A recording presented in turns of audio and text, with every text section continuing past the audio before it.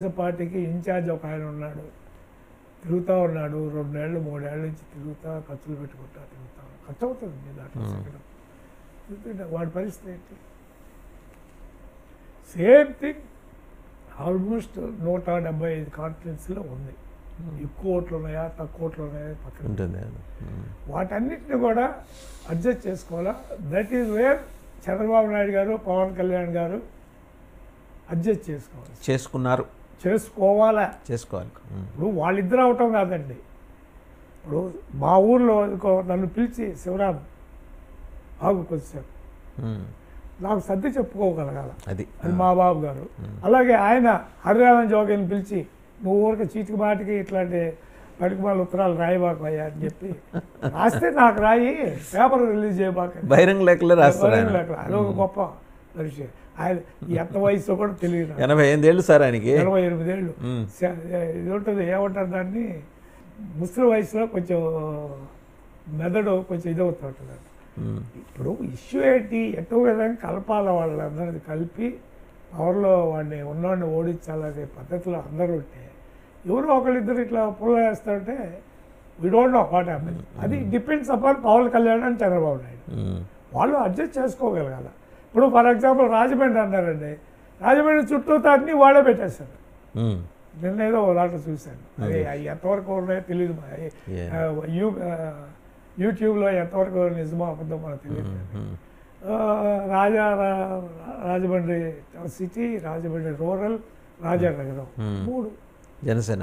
అది వాడెవడో ఒక అనలిస్ట్, ఆయన ఆల్రెడీ డిక్లేర్ చేశారు ఎవరు జనసేన.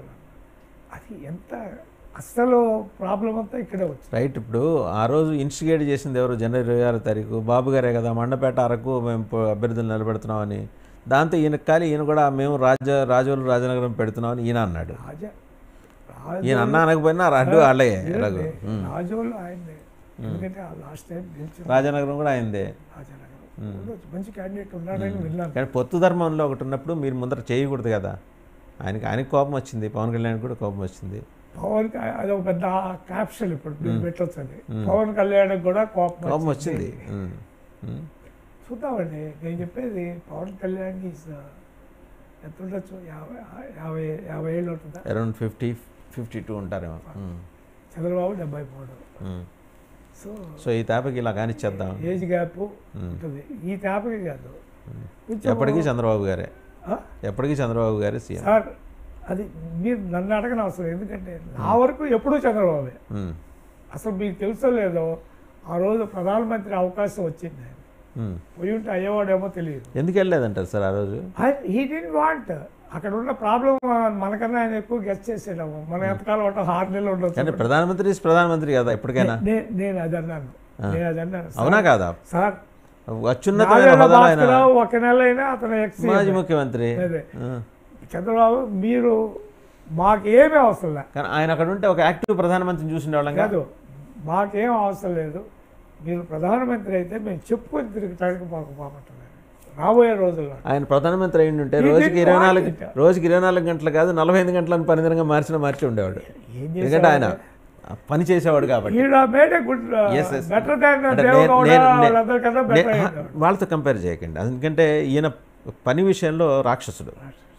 సో అద్భుతమైన పరిపాలన ఇచ్చుండేవాడు. అలాంటి చాలా మందికి నచ్చదు.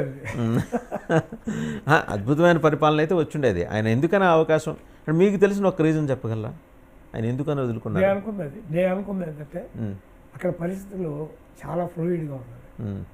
ఇక్కడ తెలంగాణలో కాంగ్రెస్ ఒకప్పుడు ఎలా ఉండిందో, ఎందుకంటే 12 మంది లీడర్లు అందరూ పెద్దోళ్ళే.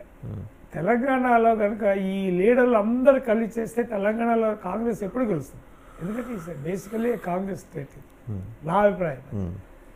మొన్న కొంతవరకు దగ్గరికి తెచ్చారు, కారణాలు ఏమైతే వచ్చింది, గెలిచారు. అదే పరిస్థితి అక్కడ, ఎందుకంటే లీడర్స్ ఎక్కువ అక్కడ. And south Indian whether they will accept, ఎంతకాలం యాక్సెప్ట్ చేస్తారు? ఎప్పుడు ఎవడో ఒకడు ఉంటుంది కదా. చూడలేక ఇండియా గ్రూప్లో ఏమన్నా ఉందండి, ఒత్తి పుణ్యానికి సీట్లు షేరింగ్ వరకు కూడా రాకుండానే తగదపడుతుంది. అది ఈగో క్లాషెస్ వచ్చినాయి. ఎగ్జాక్ట్లీ అదే వస్తుంది. ఇప్పుడు ఇండి కూటమికి మొదటి సదస్సు పెట్టిందే నితీష్ కుమార్. ఆయన కన్వీనర్ చేయకుండా ఇంకెవరినో కన్వీనర్ పేరు ప్రతిపాదించేప్పుడు ఆయన ఖాళీ బయటకు వచ్చాడు, ఎవరైతే స్థాపించాడు. తర్వాత మమతా బెనర్జీ బయటకు వచ్చింది, తర్వాత కేజ్రీవాల్ బయటకు వచ్చారు. ఇంకా అది ఆ కూటమికి నిన్న లేటెస్ట్ ఇండియా టుడే సర్వే చూసారుగా మీకు, దాంట్లో మళ్ళీ బీజేపీయే 3.0 తోటి నరేంద్ర మోడీ ప్రధానమంత్రి కాబోతున్నారు. 3.4 కాదు కానీ వాడికి మెజారిటీ వస్తుందండి. 303 ఆల్రెడీ ఉంది, 304 తోటి వస్తారు ఎన్డీఏ 333తో వస్తారని చెప్పి మెన్షన్ చేశారు. ఆయన మాకు 400 అంటున్నాడు, ఆయన చెప్పుకుంటారు. సో ఇప్పుడు వస్తే ఇప్పుడు మళ్ళీ can we expect Telugu Desam to be the part of NDA government అండి క్యాబినెట్లో? అదేదో ఇప్పుడే తేలుతుంది అంటున్నారు కదా. ఇప్పుడు వాళ్ళు అడుగుతుంది అది. యాక్చువల్లీ డిఫరెన్స్ నా అభిప్రాయము, నాకు ఎగ్జాక్ట్లీ అసలు నేను ఇంతవరకు ఎవరితో మాట్లాడలే గుంటూరు వాళ్ళతో, మా పార్టీలో. ఈ పార్టీ నాకు కొంచెం బిజీగా ఉన్నాయి 2-3 days మా బ్యాడ్. వాళ్ళు అడుగుతుంది ఎన్డీలో చేరము అనుకుంటాను, నేను అనుకునేది నా ఎక్స్పెక్టేషన్. ఈయనేమో మరి ఈయనేమన్నాడు మనకి. సార్ ఒక హైపోథెటికల్ క్వశ్చన్, మీరు మళ్ళీ ఆన్సర్ చెప్పేప్పుడు హైపోథెటికల్ క్వశ్చన్ కదా నేను చెప్పను అనొద్దు. ఇద్దరిని ఎన్డీఏలో ఉన్నారనుకోండి, ఇద్దరు ఉన్నారనుకోండి, వైసీపీ కూడా. వైసీపీ ఎన్డీఏలో లేదు కదా ఇప్పుడు లేదు. రేపు పొద్దున ఆయన అవసరం కోసం వీళ్ళ అవసరం కోసం ఒకవేళ అవసరం ఏర్పడితే పిలిచారు, ఈయన ఉంటారు ఆయన ఉంటారు. ఎలా ఉంటారండి? అప్పుడు ఉన్నారుగా, మీకు యూపీలో మీరు గమనించారుగా, యూపీలో గవర్నమెంట్ చేసినప్పుడు ఎస్పీ ఉంది, బీఎస్పీ ఉంది. ఏది యూపీలో ఏమో వాళ్ళిద్దరు పాలక ప్రతిపక్షాలు, గవర్నమెంట్కి వచ్చేప్పటికి గవర్నమెంట్ ఆఫ్ ఇండియా వచ్చేప్పటికి ఎస్పీ బీఎస్పీ ఇద్దరు ఉన్నారు. ఉండదు అనుకుంటా. ఎందుకంటే ఇప్పుడు నేను వాసుదేవన్ గారు ఈజ్ డూయింగ్, ఆయన మీద యాక్షన్ తీసుకోండి నేను చెప్తున్నప్పుడు మీరు నాతో ఎట్లా లాస్ట్ టైం అట్లా జరిగింది అంటారు. ఐ డోంట్ థింక్ సో అవుతుందని నేను అనుకోను. అలాగా ఇక్కడైతే కాదు, ఇక్కడైతే ఆంధ్రప్రదేశ్లో అయితే కాదు, కుదరదు అది, లెక్కలు కుదరదు.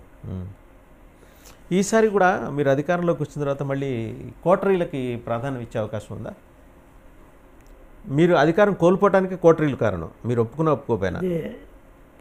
నేను అంటే మీరు ఎప్పుడు కోటరీలకు దూరంగా ఉన్నారు, అది నాకు తెలుసు. మీరు నాటికి సంబంధం లేదు, నేరుగా వెళ్ళిపోయేవాళ్ళు. చంద్రబాబుని కలవాలంటే వెళ్ళిపోతారు, మాట్లాడతారు, వస్తారు. బట్ కోటరీలు మిమ్మల్ని డ్యామేజ్ చేసినాయా లేదా పార్టీని? ఇప్పుడు ఆయన దగ్గర ఉన్నోళ్ళు ఎవరంటే ఈ పొలిటికల్ పీపుల్ ఎవరు లేరు. I don't believe it. He may use specific, ఇదిగో శివరామ్ నువ్వు ఇది చూడని అనొచ్చు, వాసుదేవన్ మీరు ఇది చూడండి అనొచ్చు, లేకపోతే ఇంకోటి మీరు వర్కౌట్ చేయండి అనవచ్చు. కానీ వాళ్ళు చెప్పిందే ఈయన వింటాడని నాకు చంద్రబాబు యొక్క ఆలోచనలు కానీ ఆయన యొక్క అవగాహన కానీ ఐ డోంట్ థింక్. శివరామ్ చెప్పిందంతా ఆయన వింటాడు, వాట్ ఈ ఫీల్స్ గుడ్ ఓన్లీ ఆయన చేస్తాడు. అంతేగాని శివరాము పలానా వాడు మనకు పనికిరాడంటే తీసేయడం. నేను చూశానండి. మీరు చంద్రబాబుని ఒక మ్యాగ్నోనిమస్ లీడర్గా చూసి నేననేది ఏంటంటే, ఆయన కుమారుడు కూడా మంత్రిగా ఉన్నప్పుడు కోటరీలు పెట్టుకోవటం వల్లే దుంపనాశనం అయిపోయింది తెలుగుదేశం. ఎవరండి కోటరీలు ఆయనకి? నాకెవరు కనపడలేదు ఆయన కోటరీలు అక్కడ. నేను of course I was not MLA, కానీ I use to meet him. ఎప్పుడైనా కలుస్తుండేవారు కదా మీరు? అతను కాకపోతే ఏంటంటే ఈ try to follow his father, ఏది busy with work. That's where కొంచెము ఇప్పుడు పోయినప్పుడే కలవడం అదే ఆ ఒక్క మాట తప్పించి అప్పుడు. బట్ యూనో దిస్ 4 years ఎంత మార్పు వచ్చింది. అది ట్రాన్స్ఫర్మేషన్ ఉంది. అది ఎక్కడో కాదు, అది మీ జిల్లాలో ఎంటర్ అయిన తర్వాతే యుగళం పాత్రలో ఆ ట్రాన్స్ఫర్మేషన్ స్పష్టంగా కనిపించింది.